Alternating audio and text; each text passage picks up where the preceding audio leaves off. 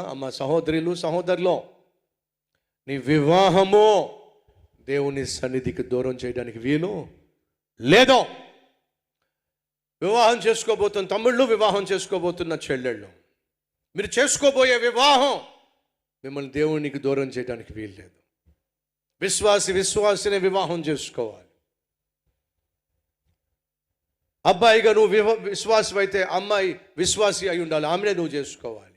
సహోదరి, నువ్వు విశ్వాసి అయితే సహోదరుడైనటువంటి విశ్వాసుని వివాహం చేసుకోవాలి. వివాహము రేపటి దినాన్న నిన్ను దేవుని సన్నిధికి, పరిశుద్ధతకు, దేవుని ఆరాధించడానికి వీలు లేకుండా దూరం చేయడానికి వీల్లేదు. ఒక చెల్లి వచ్చి ఏడుస్తూ ఉంది.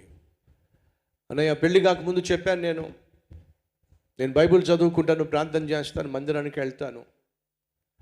ఆ ఫ్యామిలీ క్రైస్తవ ఫ్యామిలీ కాదు, కానీ నేనైతే క్రీస్తు నమ్ముతున్నాను నా రక్షకునిగా ముందే చెప్పాను.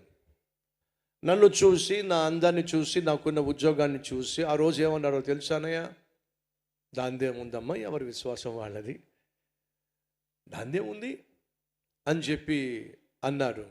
అప్పటికీ నేను ఎవరైతే పెండ్లి కొడుకున్నాడో అతనితో నేను ఖచ్చితంగా మాట్లాడాను.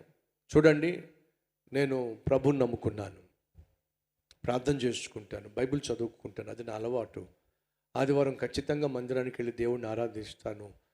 కాబట్టి ఇది ముందే చెప్తున్నాను, పెళ్ళైన తర్వాత కాదుకూడదంటే నేను ఇబ్బంది పడతాను, మీరు ఇబ్బంది పడతారు, దయచేసి అర్థం చేసుకోండి. అలాంటిది ఏమీ లేదు.